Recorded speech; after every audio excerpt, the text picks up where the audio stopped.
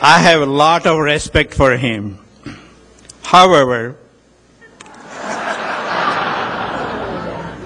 after watching all the commercials of my friend Tom Coates, Congressman Steve King is not happy with my credit cards. He always wants to see my Visa, and I always show him my American Express. Please welcome the nationally well-known Iowa's 5th District Congressman Steve King.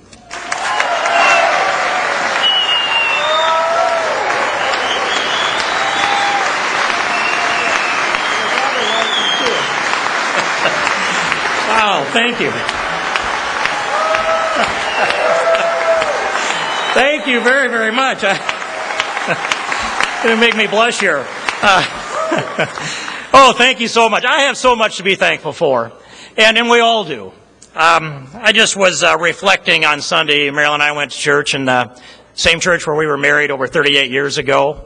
And I was sitting there meditating and thinking about the blessings of 3 sons grown now, and 3 daughters-in-law, and they seem to all be happily married by my observation. And they blessed us with 5 grandchildren, the most recent of which is Reagan Ann King, whose mother said when she wasn't 90 minutes old, this girl has no chance to grow up to be a liberal. I mean, how could you ask for more? And I think back on those sons, and they've known one father, one mother, one church, one house, one school, all those years.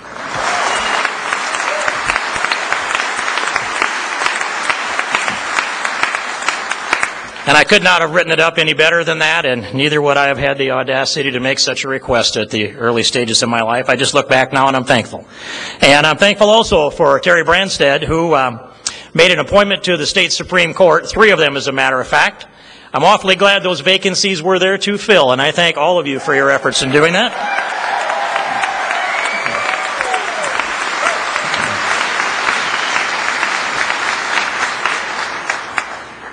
And those 3 justices that were turned out from the Supreme Court on retention last November 2nd didn't understand that the Constitution means what it says, and it means what it was understood to mean at the moment of its ratification.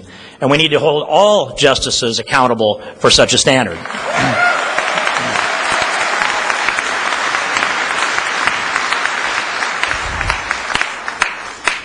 And now you know that, of course, marriage in Iowa has been under assault for some years now. And it's also under assault at the national level. And as they begin to bring litigation against the Federal Defense of Marriage Act, you heard the Obama administration announce about a week or more ago that they wouldn't use the Justice Department to defend federal law in court. They took an oath to uphold the Constitution, and particularly to take care that laws are faithfully enforced. And still, they say they were not going to enforce the law and not going to defend federal law in court. And I say that's a violation of their oath of office.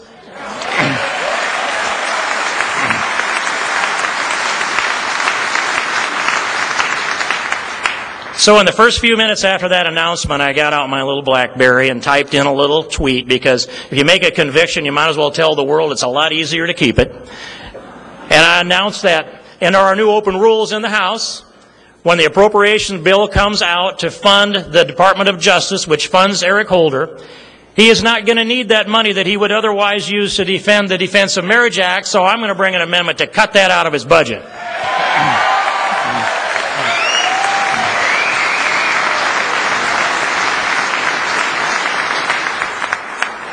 And some other things are happening in this great change. Some of those would be, and I want to say this here in this state, my thank you to Mike Pence of Indiana. About 3 years ago, he started down the path of initiating cutting off funding to Planned Parenthood, and a couple of weeks ago, we passed an amendment to do just that, cut off all funding to Planned Parenthood.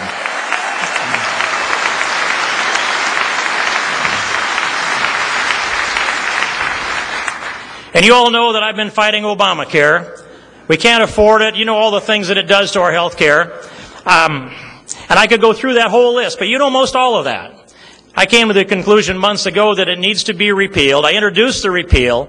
I introduced the discharge petition. My friend Michelle Bachmann was right there with me every step of the way on all of that. And at this point, I got to digging into the Obamacare legislation and started to see it about last October. Got a clear picture of it in January, and by the end of January had come to the conclusion that there's $105.5 billion in automatic funding that is put into Obamacare that automatically appropriates in perpetuity unless Congress takes an act to shut it off. Now, that was the language that I tried to get on the floor for a vote about February 12th or 13th, something like that, and was shut down by the parliamentarian. We're coming back again. And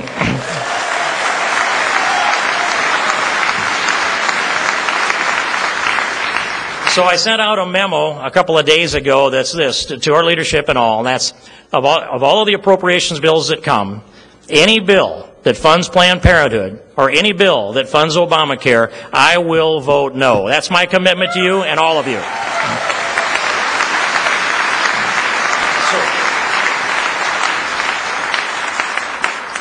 I made the remark earlier, and I think it's a good place to close this, is that back in 1992, James Carville put a poster up that said, "It's the economy, stupid."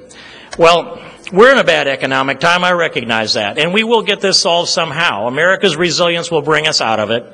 But I have thought even at that time, no, it's not the economy.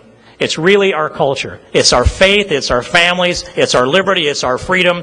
It's that cornerstone of civilization, marriage, through which we pour all of our values, the things we believe, how we transfer our faith to the next generation. The things that cause us to put our best out for God and country are the things we pour through marriage to our children.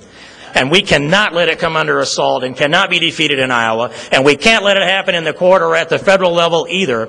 So I will stand with, if we get the culture right, the economy will be right eventually. We've got to get the culture right.